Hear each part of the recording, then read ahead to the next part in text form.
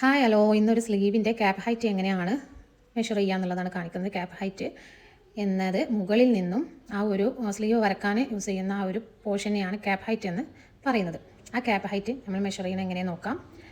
ഒരാളുടെ chest measurement എത്രയാണോ ആ ചെസ്റ്റ് മെഷർമെൻറ്റിനെ 12 കൊണ്ട് ഡിവൈഡ് ചെയ്യാം. അപ്പോൾ കിട്ടുന്ന ആൻസറാണ് ക്യാപ്പ് ഹൈറ്റ് ആയിട്ട് യൂസ് ചെയ്യുന്നത്. അതായത് ചെസ്റ്റ് മെഷർമെൻറ്റ് 36 സൈസുള്ള ഒരാളത് 12 കൊണ്ട് ഹരിച്ചാൽ 3 ആൻസർ കിട്ടുക. അപ്പോൾ ആ ആൻസറാണ് ക്യാപ്പ് ഹൈറ്റ് ആയിട്ട് യൂസ് ചെയ്യുക. അതുപോലെ തന്നെ 35 ചെസ്റ്റ് മെഷർമെൻറ്റ് ഒരാളതാണെങ്കിൽ 12 കൊണ്ടായിരിക്കുമ്പോൾ 2.91 ഒക്കെ ഏകദേശം കിട്ടും.